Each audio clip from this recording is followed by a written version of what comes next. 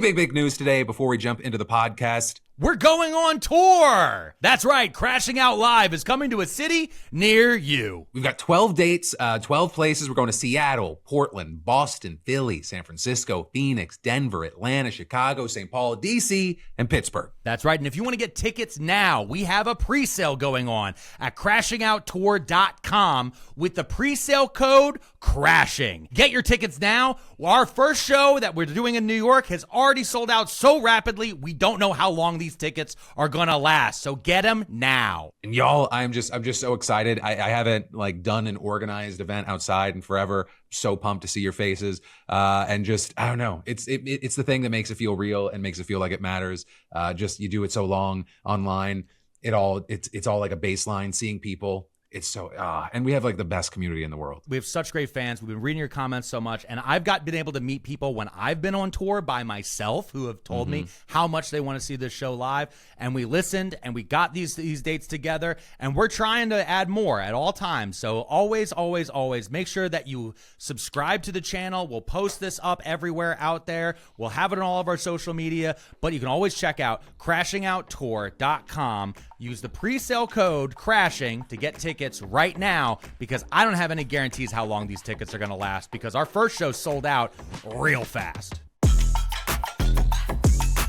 I'm just going to say it. Joe Rogan's a bitch, all right? He's bitch made. He's always been a bitch. He's continuing to be a bitch. Oh, I'm politically homeless. You weren't homeless in the fucking Oval Office, hiding behind that fucking chair like a wee little man, pretending that he's there doing a good thing. Spent how many fucking months, Phil? How many fucking months have I watched every single fucking member of the media bend over backwards to read into a Joe Rogan quote and be like, oh no, he's turned his back on Trump. Joe Rogan's off the MAGA train. Toot, toot. Bitch got a stool and hopped up on that Excella to ride that dick right in the middle of the Oval while standing in between him and fucking RFK Jr. and Dr. fucking Oz. Fuck that piece of shit.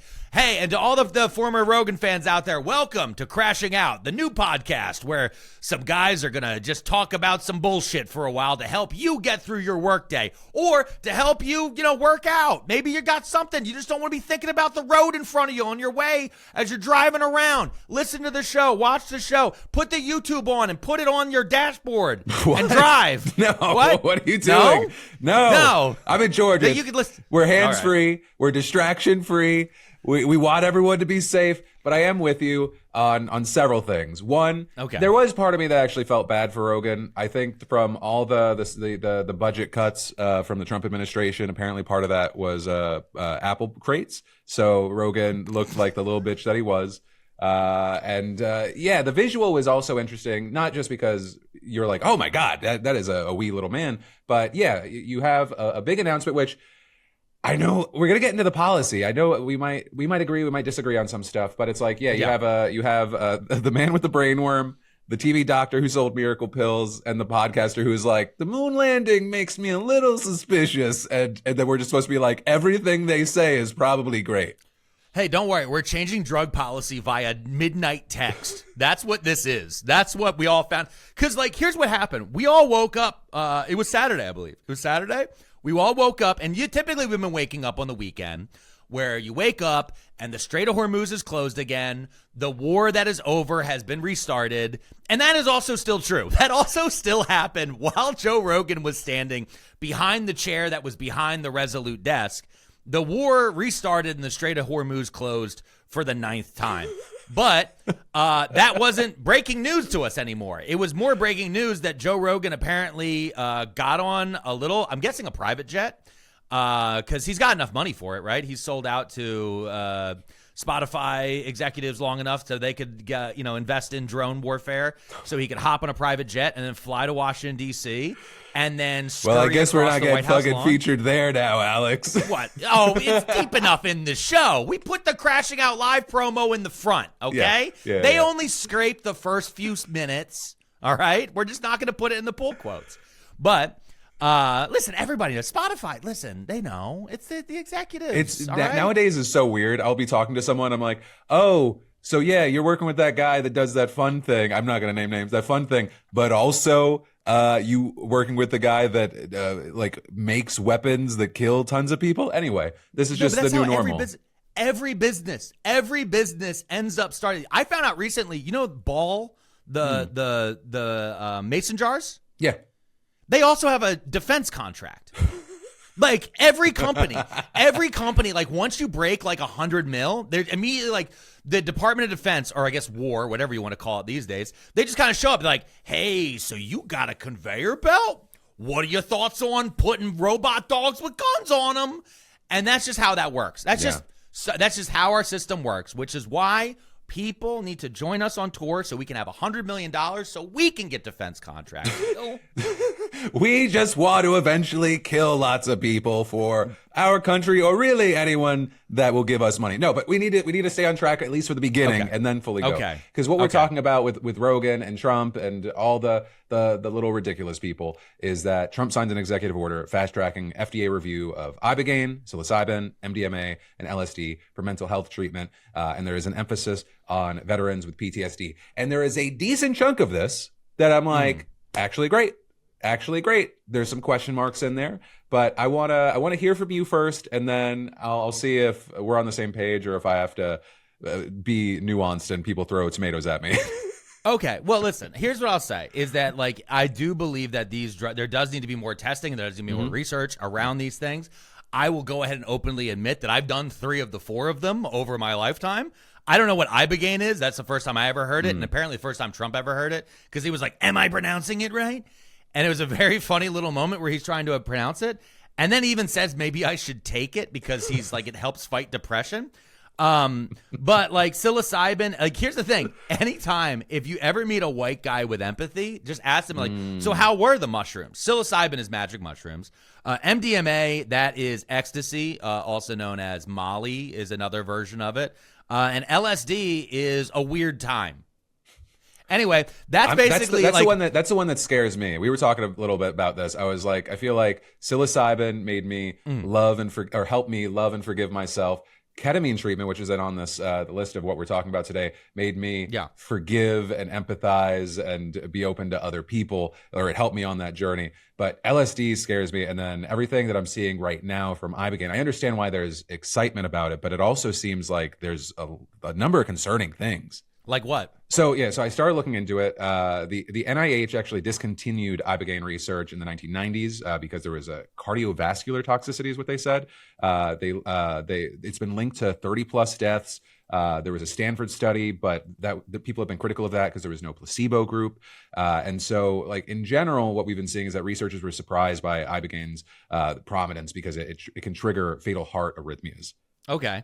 Which wasn't that fatal heart arrhythmia? Isn't that a thing that they like Rogan and all those guys, including RFK Jr., bring up all the time about the COVID-19 vaccine? I don't watch them as much anymore, so I can't say. So like, no, I know. Yeah. I'm like, but it feels like the same thing where they're like, oh, look, there's an increased number of this over here. The one thing I'll point out is that they made a big deal about veterans, which Trump is creating more of, which I think everybody needs to be reminded.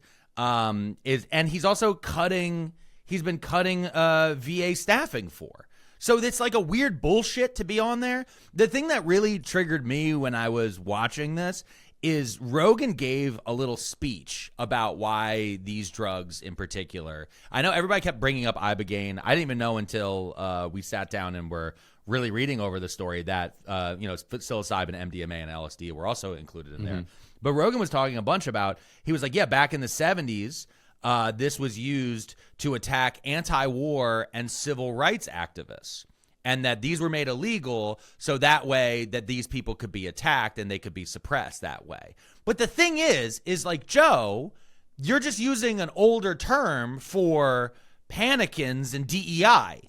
Like, that's panicking. Anti-war activists? That's panicans, Joe. Those are Americans who are panicking about Donald Trump's absolutely justified military actions where he sends troops into the Middle East to go sit on a boat for a while and eat weird gray shoe leather, right? Like, that's what a thing he's currently doing. And civil rights activists, we don't talk about those, Joe. That's woke. There's a different executive order that also has that man's weird signature all over it that says specifically, we're not supposed to talk about civil rights because it makes white boys uncomfortable. And until the white boys have the psilocybin mushrooms, they won't learn how to have have empathy for people who look different than them.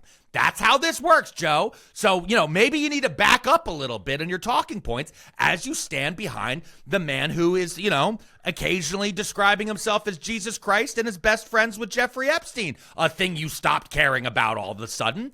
That's just a moment. That's just a moment we should be in. Don't make me say hashtag not all white boys.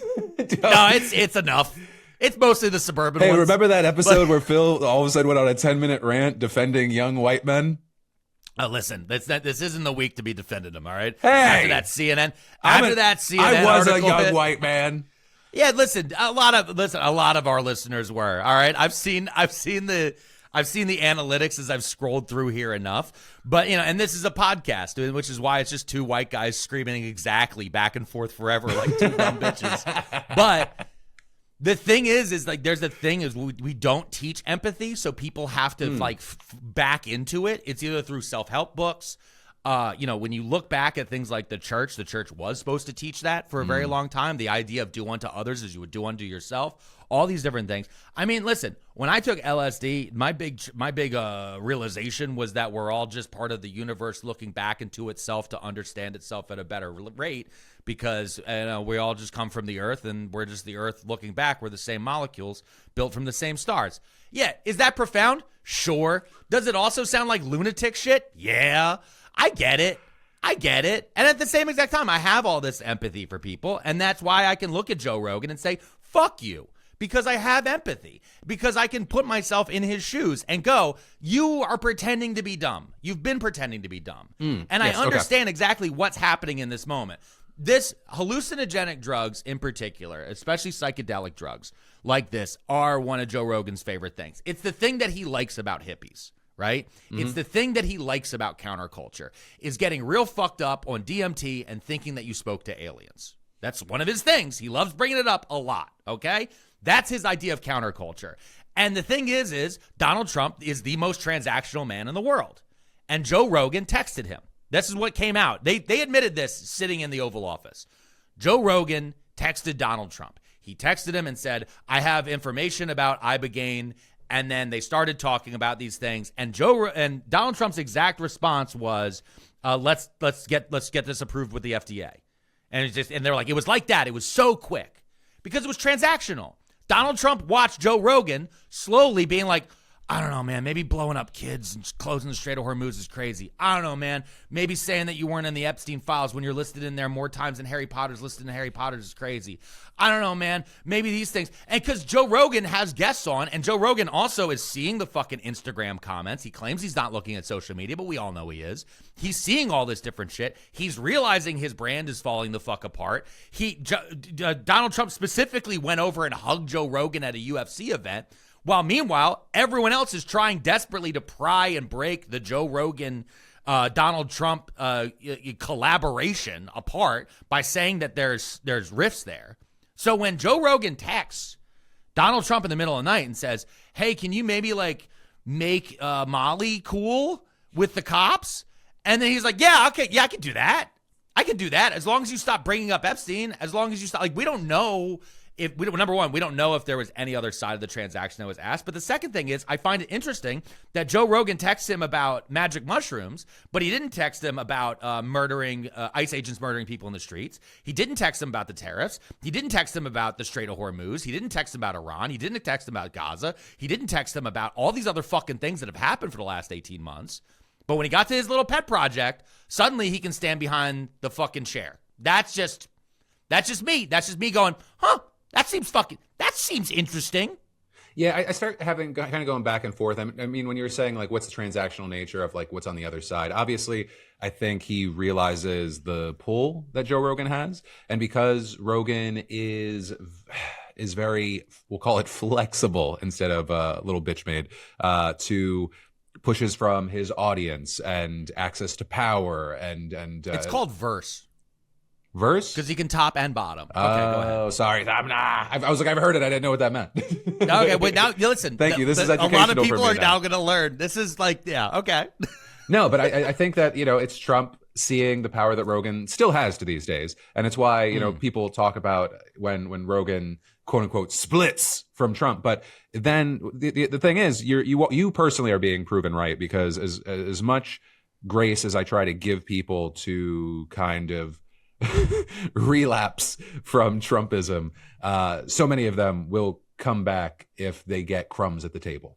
Right. Well, and so I think that's what we're seeing here to a certain degree. I think maybe Rogan, he's convincing himself he's doing a good because of his personal beliefs around ibogaine, but also I think it's messy. But I still come back to, generally it's an interesting policy. The process is fucking batshit crazy, and I don't know, specifically around ibogaine. I'm very interested to see what happens from here. Again, I don't know anything about ibogaine itself. The one thing I will say is, for these other psychedelics and therapy and those different things, I do believe that we should be allowing testing, all these different things. I also, though, don't know whether or not this executive order actually does any of the things that they're claiming they're doing, because they said similar things around federal weed policy pretty recently, and then that executive order basically doesn't do shit. And so, like, this is... The one thing we have to keep in mind is that the president is inherently lazy. RFK Jr. is also inherently lazy, and they are both inherently performative and will say and do anything to make somebody like them again. And so I don't know if any of this is actually going to change actual FDA policy that we actually will see in any way of enforcement. I don't know of like how this is going to go, like, trickle down through the system. If this is immediately making any switch, is this a thing that is starting a process to start to make some changes? All those different things, because people love to just go, oh, it's over, it's been switched, it's been changed. Right. He signed the document that happened. That's not how executive orders work. That's the one thing. The other thing I'll say here, Phil, is I am not shocked about how people like Joe Rogan will, you know, complain, and then immediately show back up on a Saturday to be there for the big event when it comes to Donald Trump, because I've been a wrestling fan my entire life, and anybody who lived through WrestleMania this weekend can see exactly how this goes. Because, no, hold on. WWE and UFC are owned by the same parent company. It's TKO. So Joe Rogan is basically a WWE employee. He works for the same parent company. Mm-hmm. He is going to be an announcer on the White House lawn. He said it repeatedly. He's going to be an announcer on the White House lawn. What scares him isn't the fact that he's going to be on the lawn of the White House with a man he's going to be in the lawn of the house of a man who's best friends with Jeffrey Epstein, who killed 150 kids by bombing an Iranian school and all these other different things. That doesn't bother him at all. He's concerned about the security. That's what he said. He said on his interviews and things like that, I'm scared of the security. So when I look at him and being like, I don't like this, I'm like, nah, buddy, I lived through this with WWE. I lived through this as wrestling fans. Every wrestling fan does this. This pay-per-view sucks. I hate the direction the company's going in. I don't like how they're treating my favorite guy. Everyone here is fucking evil, and this is bullshit. Oh, you're going to tune in on Raw on Monday? Yeah, I'll see you there. Like, that's it. It's every fucking week. And it's the same thing. I've seen it happen. WrestleMania this weekend was garbage.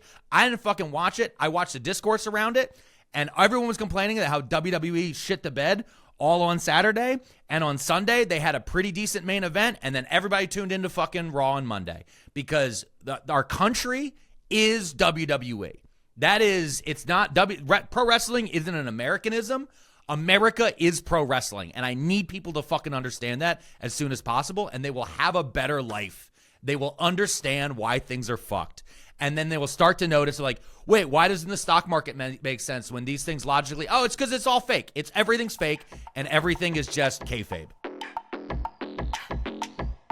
You ever notice how health concerns always show up at the worst possible time? Like late at night, when your only options are to panic Google or just pretend like it's not happening. Yeah, that's usually when you realize you probably should have already booked that doctor's appointment. And that's why you need today's sponsor, Zocdoc. Zocdoc is a free app and website that helps you find and book high-quality in-network doctors so you can find someone you love. So instead of just guessing and calling around to random numbers and hoping for the best, you can actually search for doctors who fit your need. I'm talking primary care, dentists, dermatologists, eye doctors, therapists, over 200 specialties all in one place. You can even filter by insurance, location, and whether or not you want to have an in-person visit or do it over video. And one of the best parts is the real patient reviews, because choosing a doctor based on vibes alone is probably not the move. Then, when you do find a doctor that you like,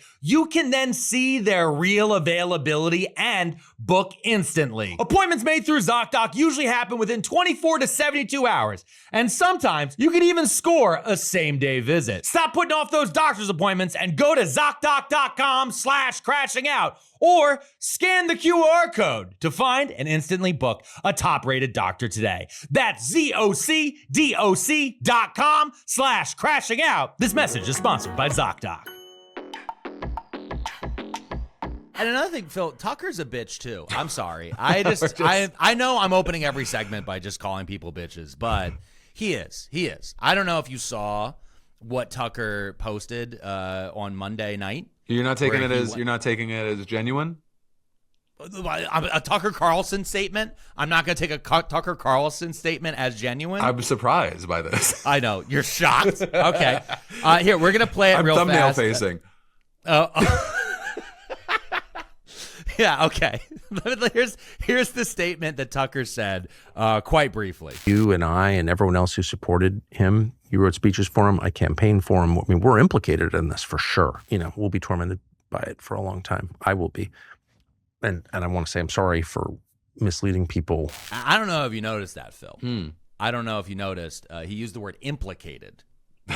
Implicated. You're like, why is he using legal language? Yeah, why are you using legal language? Because you're implicated in what? A conspiracy, Tucker? Ooh. I just want to remind everybody, like, Tucker's been to the White House this year. Like, he was quite recently at the White House. He was there, like, the day before they did, or, like, pretty close to when the bombing of Iran began and all these different things, and was running around. I just keep thinking, like, when he starts going on this brand shift, because this is what this is. This is a brand shift, everybody. I keep thinking back to the interview of Tucker Carlson and Elon Musk. Do you remember that one? No, wait, what was it? It was Tucker Carlson and Elon Musk. It was from like October of 2024, where Tucker's interviewing Elon, and they're both cackling because Tucker's like, if Trump loses, you're fucked. You're going to jail. And then you're going to jail. If he loses, man, what? You're fucked, dude. I'm fucked. If he loses, I'm fucked. It does seem that way. You can't just be like, yo, Yeah, I'm like, how long do you think my prison sentence is going to be? Do you think, will I see my children? I don't know. And so he's all like, I'm jokey. He's laughing. He's doing that stupid Tucker laugh this entire time. But now, as he's looking around, realizing that the thing that everyone said was going to be bad is actually going bad, he's like, how do I sell my knockoff Zins? Like, that's where he is I was going to say, does he just immediately flip when Trump's like, we're going to turn his nicotine pouches into the official sponsor of the 250th anniversary of America? And he's like, actually, everything Trump said is great. That's the thing that's just been driving me crazy with it. I keep seeing these guys pretend that they're remorseful, and part of it's just because, like, again, the thing that everyone told you was going to happen happened. The dog caught the car. We tell the dog, don't chase the car. You ran right into the bumper because it reached a red light, and now you're but fucking. Wait, so does this mean though that Tucker Carlson wishes that he voted for Kamala Harris? Does he wish he had promoted Kamala Harris? So, crazy question. That actually is something that Meghan McCain herself actually tweeted. She was like, does this mean that you wish you voted that Kamala had won? To which now there's a whole discourse about everyone being like, wait, now you're on Trump's side? He called your dad a bitch? Like, there's a lot in this.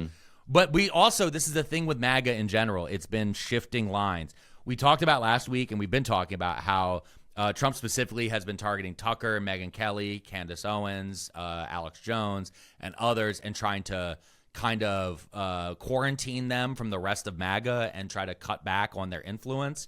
And we're seeing some people, the one thing I've been seeing a lot has been people saying we should, by we, I mean the left, should be partnering with people like Marjorie Taylor Greene. I completely disagree with that. But there is room.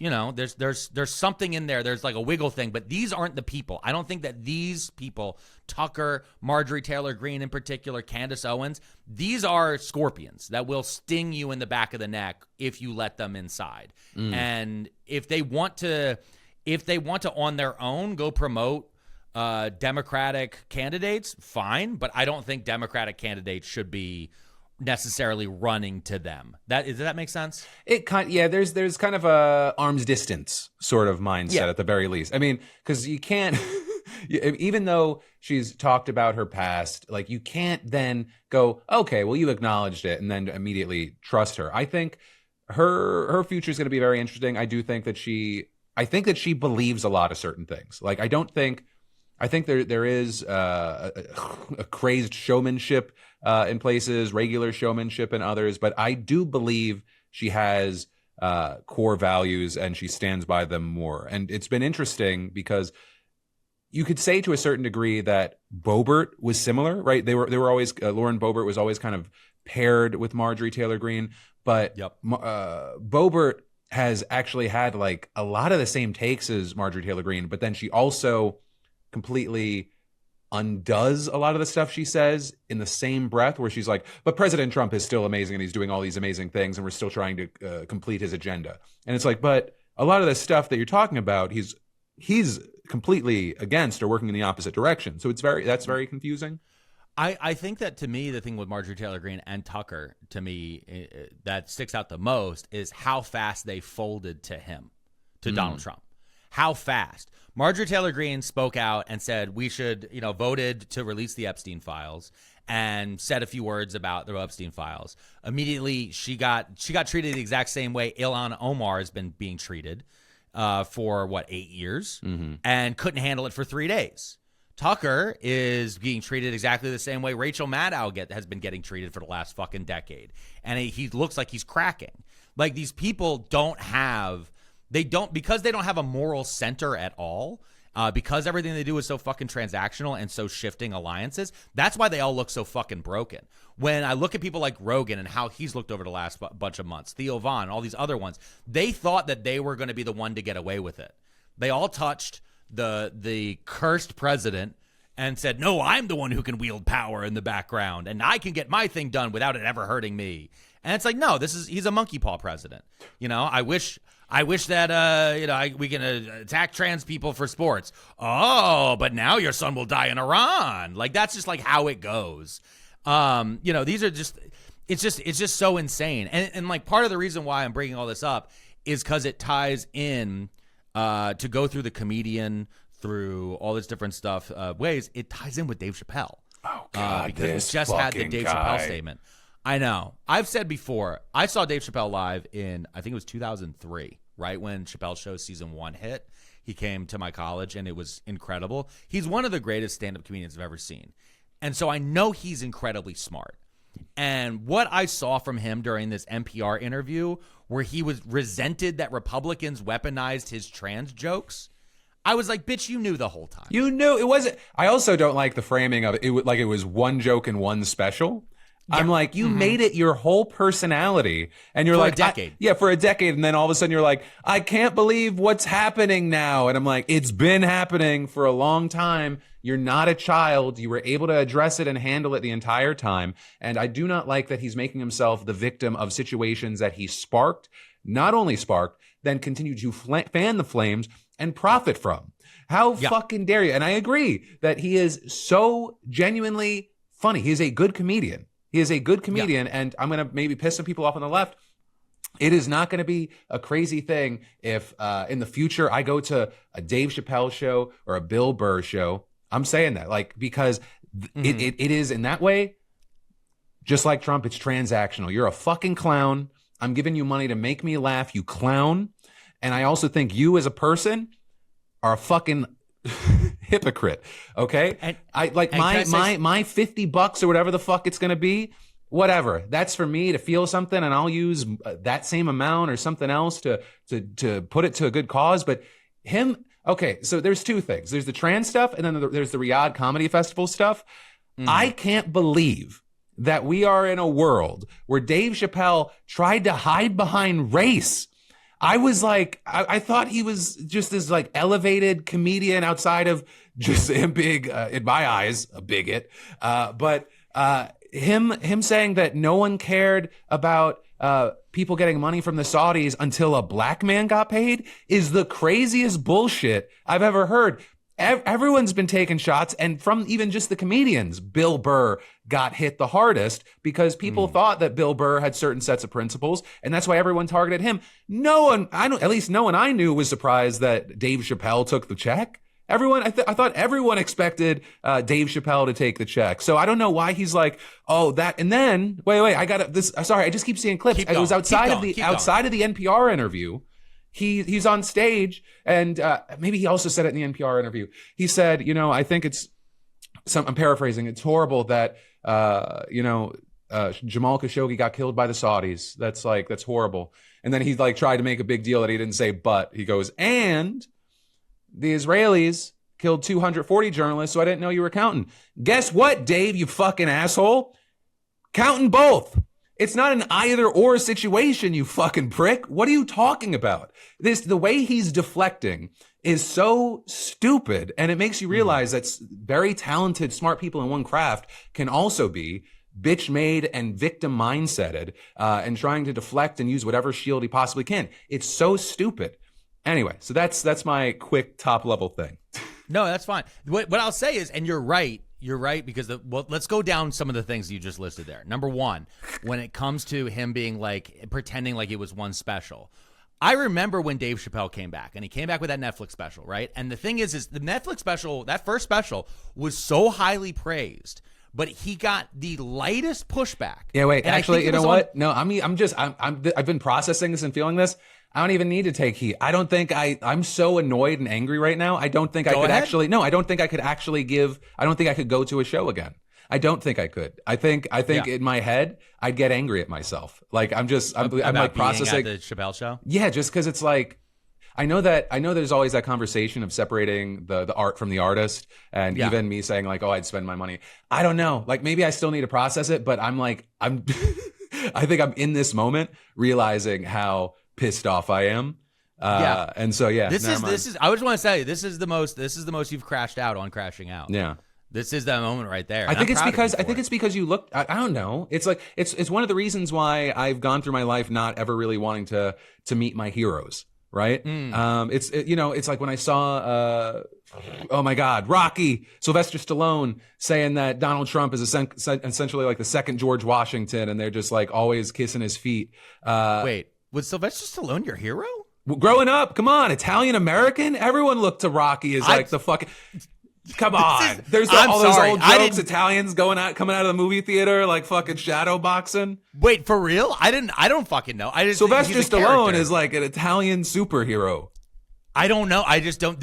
I know I'm from the Philly area, and like we have the Rocky statue everywhere, but like it's always been kind of a joke to me. Like Rocky is kind of a joke because we actually have real fucking boxers around here that we should be supporting, like Joe Frazier. But like, it's just okay. That's fine. I'm just processing that was don't meet my heroes, and then you said Sylvester Stallone. Hell yeah, like baby. That, like for me, I would have said like from when I grew up. I've said it a couple of times. I grew up listening to a lot of Bill Cosby, and so I always wanted to like meet him. And then people were like, "Well, don't have drinks," and then that type of thing. But the fucking let me just. I want to dial back in here real fast for film. All right? Because a lot of people feel the way you do. And I want to tell them, if you want to go to a show and enjoy yourself and have a good laugh and not feel bad about it, Crashing Out Live is coming to a city near you. Get your tickets now. I can't believe we get to finally announce it. We're going to so many cities, and we're looking to try to expand it to more. And so the better the sales go, especially at the very beginning here, the more tickets and the more new shows that we can add on later. I want to go back down, though, what some of the things Chappelle said here. Because the first thing I think is very important about him pretending. When that first special came out, he had like 2 or 3 like minutes about a trans person in there. And everyone, literally I remember this reaction being everywhere. Everyone being like, oh, I loved it. Chappelle's back. He's the master. He's so great. He's still the go-to comedy. Oh my God. Hey man, just you've been gone for a while. Those trans jokes aren't great though. Like you maybe just don't lean into that. And he went, fuck you. I can make anything funny. You can't tell me what to do. And the thing is, I'm a stand-up comic. But luckily I have a woman in my life that I love, respect, and listen to. And so when that happens to me, when I see, like, I make a joke about something and then the comments are like, hey, man, maybe that's not it. And I'm like, the stand-up comic in me instantly wants to be like, no, you're just a heckler. I can push back. I can make anything funny. But the human being in me who has taken mushrooms understands empathy and knows that we're all the universe looking back on itself, learning about ourselves as a singular universe, knows and learned to just be like, you don't have to listen to everybody. You don't have to react to everything. And that's 100% what's happened with Dave. He's reacted to everything. And in this interview, the thing that I caught that I think a few people did is his description of the moment it broke, of him realizing that the right that he has fought against his entire life, many parts of the right that are racist, that have demeaned black people and have attacked things like DEI and all these other different things over the years, when they were using him and using his material and using him as a tastemaker to push the Overton window to not care about anything that could actually help communities, but specifically to target and hurt a community, was when Lauren Boebert took a picture with him. And in the caption, she wrote, just 3 people who understand that there's only 2 genders. And then he got really, really mad about that. And it's like, no, dude, that's what you were signaling to the world, that you were cool with that the entire time. Like, that's what you were signaling. Like, you understand how to signal, Dave. You get it. You know it. You quit a he quit a $50 million deal back in 2005 because he realized white audiences were laughing at black stereotypes. He understands the relationship between creator, content, audience, and how that audience uses it across the spectrum. He knows this. He didn't just forget this. Well, it's because he couldn't picture himself as a trans person in America. You know, I'm going to leave out all the rumors around that. We'll just leave it there. You know, I still like going out, seeing friends, having drinks, but what I don't like is waking up the next day feeling like I lost a fight that I don't remember starting. And that's why today's sponsor, Zbiotics Pre-Alcohol, it's one that I can personally vouch for because I actually use it. Right? Zbiotics Pre-Alcohol is the world's first genetically engineered probiotic designed by PhD scientists to save you after a crazy night out. Right? Literally, scientists made this to tackle rough mornings after drink. And here's how it works. When you drink, alcohol gets converted into a toxic byproduct in the gut. And it's a buildup of that byproduct, not just dehydration, that's to blame for rough days after drinking. And pre-alcohol produces an enzyme to break that byproduct down. So just remember to make pre-alcohol your first drink of the night, drink responsibly, and you'll feel your best tomorrow. I use it anytime drinks are involved because a fun night shouldn't come with a brutal sequel. And fantastically, they have a 100% money-back guarantee, so there's basically no risk in trying. And with April, just packed from golf weekends to baseball games to festival season, don't let one night ruin tomorrow. Just scan that QR code or head to zbiotics.com/crash and use code CRASH and get 15% off your first order. That's zbiotics.com/crash, code CRASH for 15% off your first order. And you know, Phil, RFK Jr.'s a bitch too. I just want to say, okay? Like, I know that the podcast today? We're just like, who's on the list today? Who's on the list today? Oh, yeah. No, this is the list of Pearlmania today. We're just cutting them off one by one. They're lining up everyone at the pearly gates. All right, go for it. No, everybody knows that I have never been a fan of RFK Jr., especially over the last bunch of years. But there has been some new reporting that has come out. Phil, maybe I should. I want to hear how Phil DeFranco explains the raccoon RFK situation. How would you describe it? It's completely normal. It's not crazy. No. So my understanding is, right, there's a new biography. It's called RFK Jr., The Fall and Rise. It is based on Kennedy's personal diaries, which were said to have been obtained by a source connected to his late second wife. And November of 2001, Kennedy apparently wrote, or allegedly wrote, I like to be safe. I was standing in front of my parked car on I-684, cutting the penis out of a road-killed raccoon, thinking about how weird some of my family members have turned out to be. TMZ confronted him.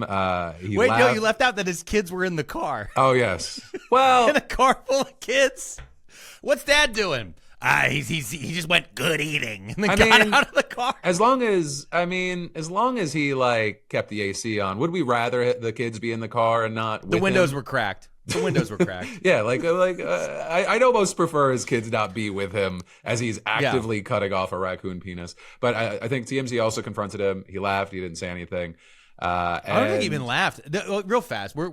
I think it's important for the listeners and the viewers to hear TMZ asking him about it. Okay. And also for the viewers, you can kind of see the reaction because TMZ is now in Washington, D.C. Hey, mate, I just got one question. In all seriousness, what is your fascination with roadkill and dead animals? I know you've done a few things, notably with a whale, and with a bear, and with a raccoon more recently. I just want to know what the fascination is, sir. Anything? Okay. Thank you. Thank you, sir. There's a lady in the foreground of that the entire time, and she is about to break. She is like, Jesus Christ. They just keep saying, what's with you with roadkill, raccoon penis? Like, we're in the halls of Congress, right? Like, this is the building where, like, the amendments to the Constitution are supposed to be debated. I found out about this. No, sorry. I found out about this because I was like, oh, TMZ is back on their game. They called him Raccoon Bobbit. And I was like, oh, my God. Callback. Yeah. Jeez. I haven't heard Bobbit get thrown around. For our younger listeners, Bobbit, it was a man named, there was a man and a wife. Basically, it later came out that he was abusive, but she chopped off his penis and threw it into a field. And it was a major story in the early 90s because we didn't realize we were living in a golden age. Yeah. We're like, well, this is the craziest thing that'll ever happen. Yeah. Was it Ashley Bobbitt, I think was her name? I don't know. Anyway, it was the wildest thing. And then that man eventually did porn as Frankenpenis. This is you like didn't finding know out. that? Yeah, this is like finding out there's another chapter of the book. I was like, oh. I No, missed out on that. Yeah, he did the straight to did an DVD adult sequel. movie. I didn't know. Yeah, he did an adult movie called Frankenpenis because they had to sew his dick back on.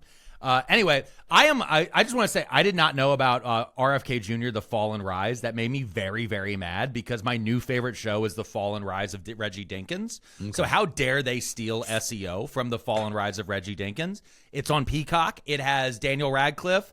And it's Daniel Radcliffe, Tracy Morgan, Bobby Moynihan. It's very, very good. I've really been enjoying it. It's a very, very funny show. I just want to throw that in there. And, tag all of Peacock. Tell them I love it. Anyway, I had producer Ben go and pull This is crazy. a list, Phil. Okay? This isn't just a list of Pearlman. We're going to go down the list of troubling RFK animal incidents. Okay? Because raccoon penis is new. That one's new. Yeah. And I already knew about a few here, okay? I knew about the time RFK Jr. beheaded a whale with a chainsaw. Now, some of you this might be new for some of you, but this is a story that his daughter told that RFK Jr. Later admitted to. But basically, he heard about a dead beached whale, and he got a chainsaw, and he drove out to find the whale, and then chopped its head off, and then bungee corded it to the top of the family station wagon with the children inside the car. But because the bungee again, the kids are always in the car. They're always in the car. The kids are always in the car. Well, you know what? He's a good dad. He doesn't want to, he wants the kids to be involved in his hobbies. And so they drove back to New York, and they had the whale head bungee corded, but the windows couldn't close, so the kids wore bags on their heads with holes in the mouth so they could breathe because they were being splattered by what they called whale juice. So that's one.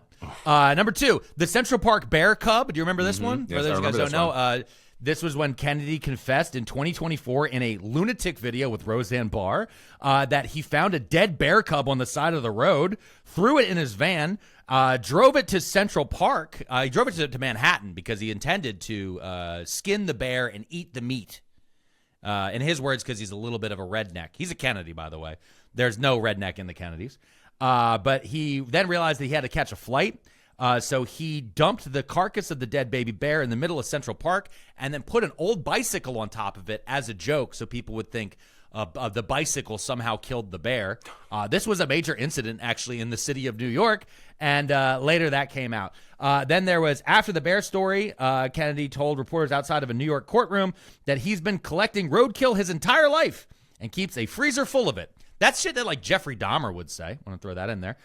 Speaking of Jeffrey Dahmer stuff, he, according to a report cited in People magazine, Kennedy allegedly ground up baby chickens and mice in blenders to feed to his hawks. Now, I've been told that's actually semi-normal for like people in the falconing hawk world because he's a falcon guy. Did you know that? He does falcon hunting? Not surprising, especially because like there's a lot of stuff with him as a kid with a bunch of animals, but yes. Yeah. Carolyn Kennedy actually wrote to the U.S. Senate about this incident in 2025. And when she was like trying to watch, she was like, don't put him in charge of hospitals and vaccines. He grinds up mice in blenders. The other thing actually about the falcon hunting thing is so fucking funny to me because I remember when he was running for president, he kept trying to do fundraisers, right?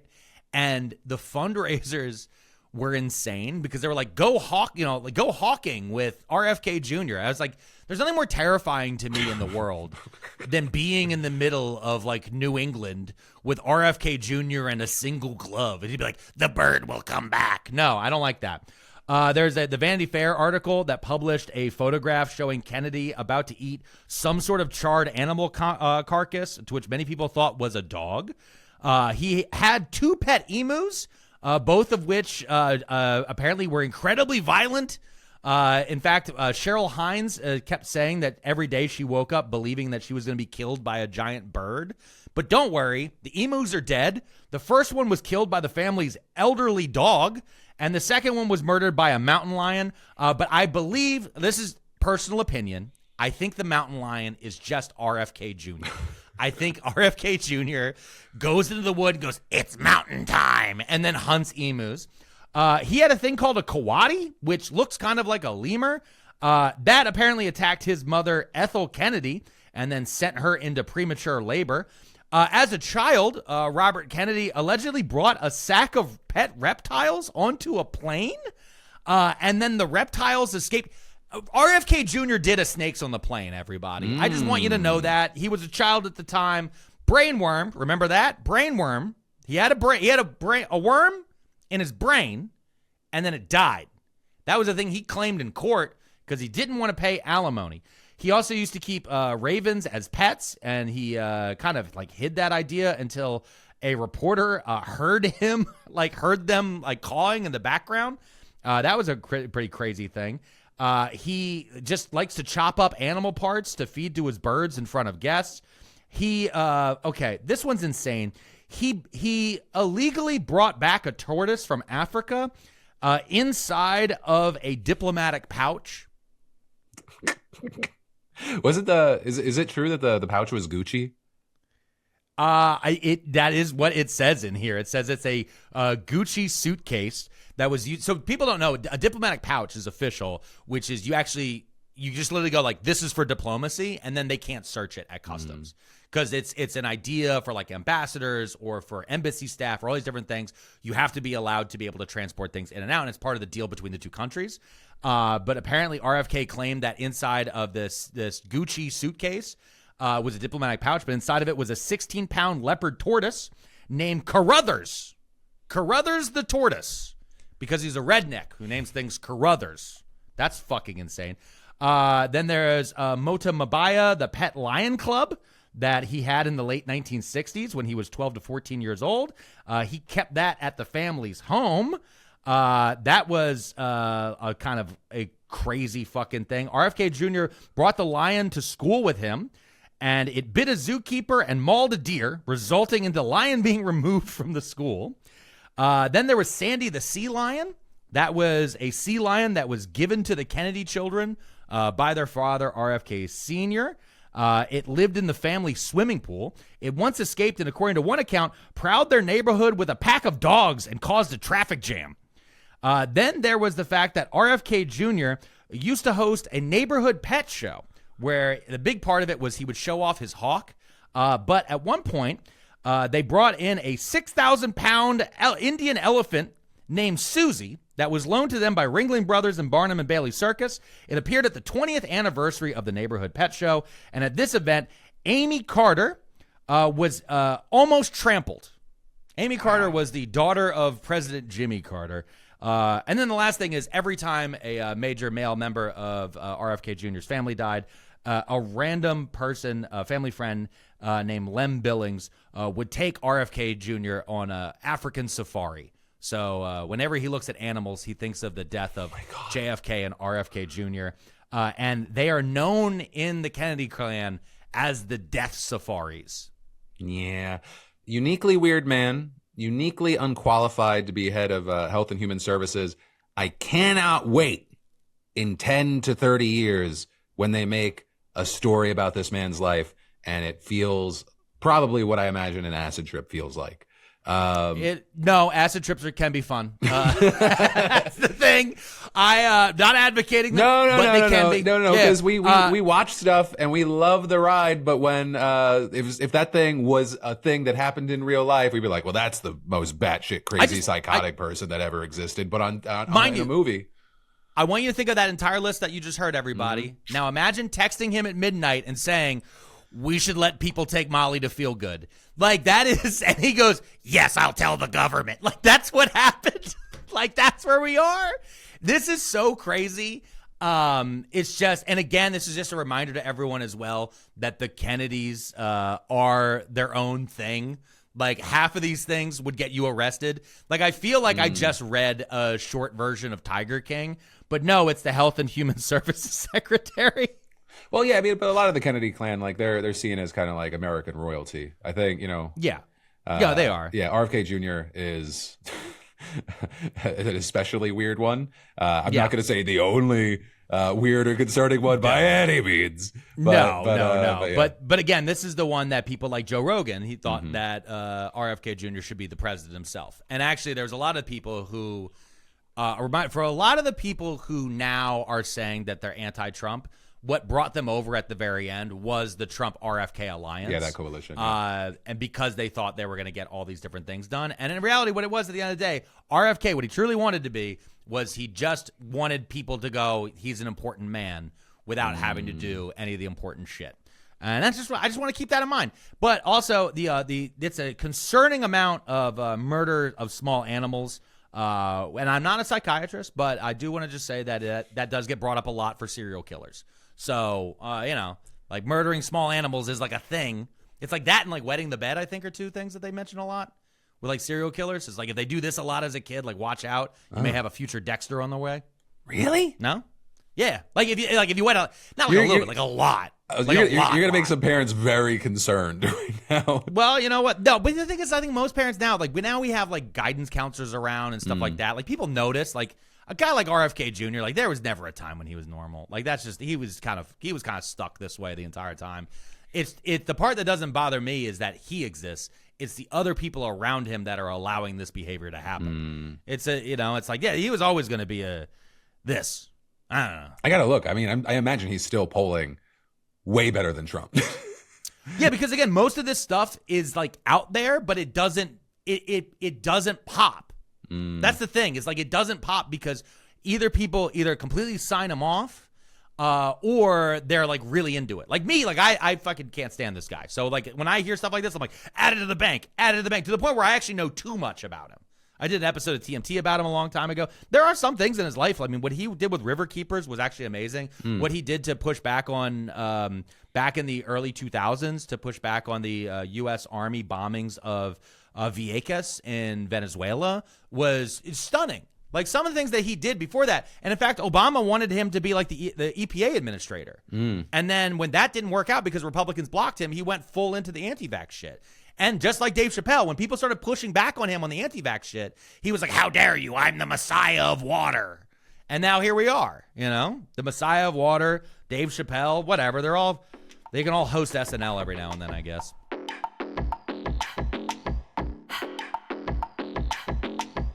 Kash Patel is a bitch too. Listen, I mean, if they're throwing out defamation lawsuits, because that's what he's doing now. Kash Patel is suing the Atlantic for publishing an article about him. Very Trumpy. Very, very Trumpy. Very Trumpy. I think it's $250 million. Yeah, it's a huge one. Because they talk to a lot of sources, and so I'm gonna either with this one, I'm gonna say the Atlantic reported, people alleged, stuff like that. So understand everything that we're talking about covered by that. But And everything I say is opinion, by the way. Just so we know, that should be a blanket on everything. Everything that I say is opinion. Kash Patel is a bitch. But you had the Atlantic reporting that 24 plus sources allege that Patel has been drinking to apparent intoxication at Ned's and the Poodle Room. Ned's is, I guess, in D.C. The Poodle Room is in Las Vegas. They reported security detail has trouble waking him. There was an incident requiring a request for breaching equipment, which if true, tells you might have a problem. Morning briefings are getting pushed back. Daily FBI briefings are reduced to twice weekly, and he's splitting time apparently between DC and Las Vegas. Though not in here. Between those two is also chugging beers with the U.S. men's hockey team. Yeah, I've never been so hammered that someone had to get a battering ram. That's what breaching equipment means, by the way. If you've ever seen like a guy with that little battering ram that SWAT teams use, that's what they were looking for. They're like, we can't get into this room. I just want to say the Poodle Room being central in the story of the director of the FBI feels weird, folks. Great sign. Great sign. I just want to point out. This is what a little man Kash Patel is. J. Edgar Hoover would never. J. Edgar Hoover would never that's sue. The bash. That's great. I just honestly listen. Has the FBI historically done some evil things? Yes. Same thing with CIA. The thing is though, is like don't be a bitch about it. Like J. Edgar Hoover back in the day. I'm not saying I like it. But this is what he would have done, all right? The Atlantic reports a piece, right? J. Edgar Hoover gets hammered and puts on little dresses. That's an accusation that happened against him, right? And you know what you would do is you would not attack the Atlantic. You wouldn't. You would have people follow the reporter around, follow the editor that greenlit it. You would follow around the people who actually own the Atlantic. You would start doing investigations into them. You would start seeding out there that they're all actually secretly communists. You would maybe send them letters telling them that you were watching them the entire time and just drop a tape of here. By the way, here's your last 3 phone calls. Just weird shit like that until they freak the fuck out and then eventually are found, just like in a hotel room. Like that's just the type of stuff they would do. Instead, Kash is like, I'm going to sue you for $250 million. Hey guys, wait up. I'm almost there. Like that's what Kash is at all times. I think, well, I mean, hey guys, I'm almost there. I feel like he is fearful, possibly in a different way, because I do feel like there is genuine concern from him that he is going to get fired. You had the White House, when they talked about him, they called him a critical player. That is notably the same language that they used about Bondi a week before she got shit-canned. And then connected to that, reportedly, there was I think it was an April 10th incident. A technical glitch locked Patel out of an FBI system. It was reported that he assumed that he had been fired. He called aides in what was described as a panic, and it turned out it was just a routine IT issue. But not a great sign, if true, that his first assumption would be that, oh shit, I got fired too. I do love that this is how badly they're running everything now, is that they all know, like, oh, they shut down your access before they tell you, right? Like anywhere else, like you have the talk first, and then after they tell you that you're being fired, they shut down your access, right? Instead, it's like there was a football player years ago who didn't know that he had been traded until he walked up to the practice facility and his badge didn't work. And it's like a meme at this point. Yeah. It's like a meme of him. Like, that's what Kash thought happened to him. Yeah. And here's the thing I need to tell Kash Patel. And Kash, let me tell you something real fast. You're safe. You're not going to be fired from the Trump administration because you're not a woman, all right? Because when we sat down to record this, the Secretary of Labor, Lori Chavez DeRemer, has resigned. She had a mini scandal. I've never even heard of this person, right? I didn't even know who this Secretary of Labor, like her name doesn't ever come up, but she had an affair scandal similar to Kristi Noem. That's been popping up. And then there was like incidents with her husband, and there was a bunch of other different improprieties and some other different things. But like, I guess she has shame. I don't know. She resigned. I don't know if that was like a, hey, resign before we fire you type of deal, or whatever was going on there. Is it back in, what do you say, back in vogue that the accusations matter? Because I thought the Trump ones didn't matter. That's why he's allowed to be president. For Trump, it doesn't matter. Trump, it doesn't matter. For anyone who isn't Trump, it does matter. Okay, wait. There's give where you have the chart where it goes down. Yes, no. Okay, so you have accusations against you. Are you Trump? Yes, doesn't matter. Are you a man? Yes, doesn't matter. Are you a woman? It could. Are you over 40? Yes, it matters. Like that's the decision chart of how it goes. Are you blonde? You get 2 if you're blonde. God. That's how it goes inside the Trump administration. No, I think Kash is a joke. He's a clown. He's all these different things. He also probably now actually knows where too many things are in his alcoholic haze. So that might protect him a little bit, right? And also, all these different things. Because, I mean, listen, Kash has been a joke the entire time. He is the director of the FBI, but he lives in Vegas and uses a private, a government plane to fly over all around the country to pick up his girlfriend from Eric Bischoff pro wrestling events where she's singing country music. His girlfriend also is suing like all these content creators because they all claim that she's secretly an Israeli Mossad agent. And she's like, actually, I'm Armenian. Like, what the fuck are we doing here? I do hope that the Atlantic sticks to their guns. Right now, they're saying we stand by our reporting. The lawsuit is meritless. I do not want to see a world where this results in some sort of settlement. I think too many precedents have been set with Trump on things that a lot of legal experts have said are very defensible, but they're CBS. Yeah, yep. that they're scared. You have legal experts noting, as far as like this lawsuit, they'd have to prove actual malice, right? Because it's required with public figures. It's nearly impossible to prove, especially with 24 plus reported sources. And a big thing that people keep hitting on is that discovery would require Patel to open his records. So a lot of people are seeing this as like an attempt to be Trumpian and having a chilling effect, but discovery would probably be devastating for Patel. So there are a lot of people that think that this is just kind of him trying to save face and trying to keep his job for right now. Yeah, it's the old drill tweet. And another thing, I'm not mad. Please don't put in the newspaper that I got mad. Like, it's like a classic. I think the most incredible thing to me is that, for those of you guys know, Drill went from Twitter. It's just this classic account from back in the day. There's the amount of things that this man has said over the years that have just become true under Donald Trump. That like one-off jokes from back in the day that are now this. It's just incredible. But the I'm not mad, don't put in the Atlantic that I got mad is kind of where we are with fucking Kash Patel. Meanwhile, also the Iranians are now making Lego rap memes about Kash Patel that look crazy. Some of these Lego things, I gotta say, I've only seen some of them. Hooky. I didn't know that Lego rap propaganda would be the propaganda that would be. It's getting shared so crazy, like, and it's getting in front of so many people because there's some people that are like, wow, this is weird and crazy, isn't it crazy? And then based off of, isn't it wild that this is happening, the message is connecting to people. And so it is a very effective propaganda.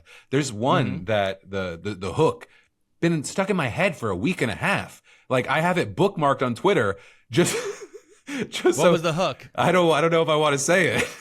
Oh yeah, you don't want context collapse about that? Yeah. Well, we'll play it. Well, how about no, we're not. No, we can't insert it. You're gonna put something in. No. Oh, also, okay. Because of copyright, not because of any other reason. You can't. No, you can't copyright AI music. That's actually a famous court case. Is AI content is not copyrightable. Now, could we get demonetized? Yes. Maybe. Yes. And I'll tell you what. You know what we'll do? We'll just make it the theme song of Crashing Out Live. If you want to see Phil DeFranco's favorite Iranian Lego AI rap videos, join us, Crashing Out Live, wherever you want to get your tickets. And we'll have the link down in the description of the show, by the way. I know we've plugged the URL a few times now. But, this has just been so crazy.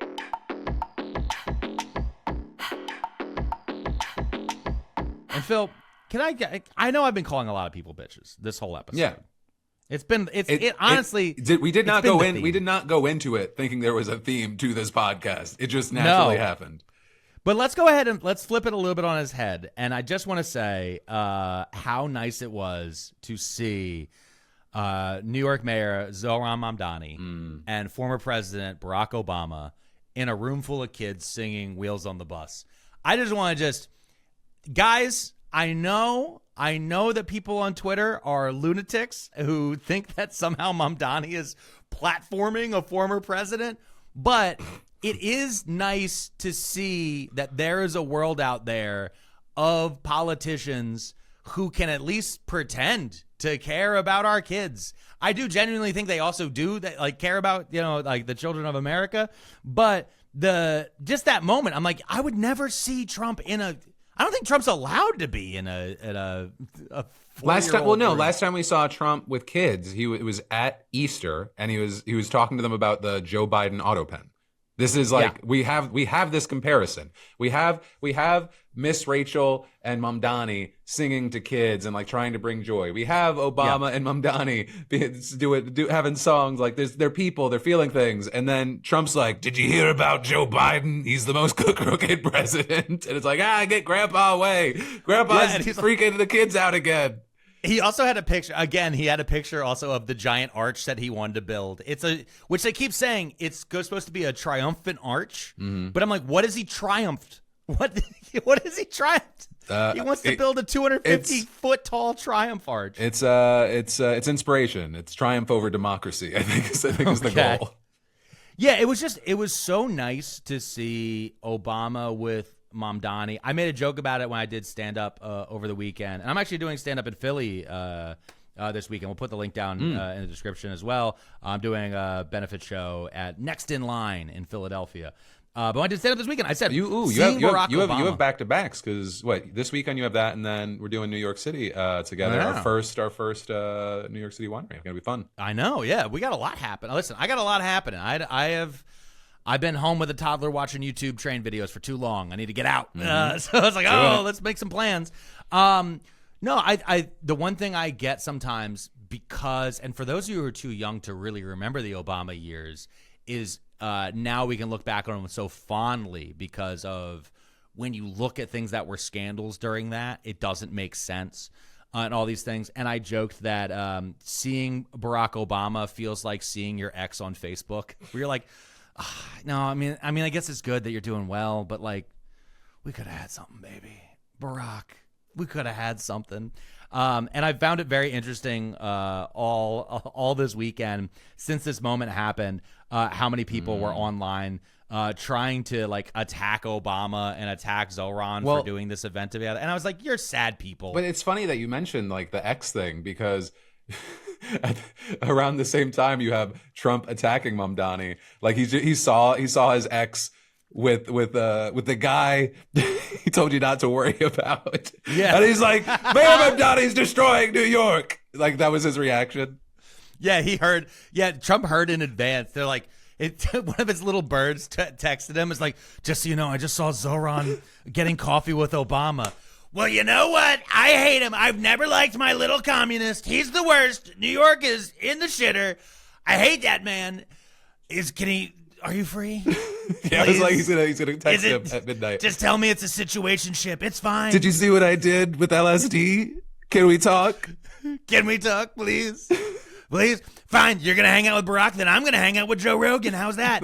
I have Joe Rogan. He's cool too. People like Joe Rogan. We're going to do a UFC. We're going to do a UFC. Oh my God, I love this bit. Yeah. Oh, you like talking to kids? I also like talking to MMA fans. Same intelligent level. Hey, I like when dudes punch each other in the face and watching it for my entertainment. It speaks to the animal version. It's not, here's the problem. Okay, it's a 90-10 issue. Monetized CTE. It's a 90-10 issue. Okay? The Roman Colosseum didn't get built because they wanted to play patty cake. They did it. Well, there's a big history, but yeah, there was a lot in there. There's some people that it's 90% of their personality and 10% everything else. For me, it's 10% of my personality. I'm like, yeah, listen, and it scratches it's a weird primal itch. Okay, I used to do karate back in the day and all those different things. So when I remember in the early 2000s and friends of mine were getting into watching MMA and stuff. I was like, show me your kata. Oh, you want me to do some Dan Bongino? There it is. That's my Dan Bongino. Oh, you thought that I needed to be in the FBI to fight you? No, I needed to be on a podcast where the true power lies. The true power is in podcasting, everyone. Yeah. You know what? I'll celebrity box Dan Bongino. Yeah, he'd probably kick my ass. Yeah, I was like, you might want to cut that out. I got a little bit of this. I got a toddler. I got dad bod, and I really enjoy chairs. That's a 90-10 versus a 10-90. I don't know if we want to see it. Yeah, no, nobody wants that. That would be funny though. Just be his intellectual superior. That's all you got to do. Yeah, listen, you know what? All I have to do is just sit over here and be like, buddy, none of my Sharpies touched an Epstein file. That's all you got to say at the end of the day. But it has been fun. It's been a good episode. Because what? Because Dan Bongino is a bitch. Thank you guys for watching Crashing Out. No, we're going out. We closed it. It's a ribbon. I know. I was just giving just enough so we don't get demonetized at the end. We got a pad. I'm pretty sure it's like 7 seconds at the beginning, 7 seconds at the end. So every time I say Dan Bongino's a bitch, we have to add time.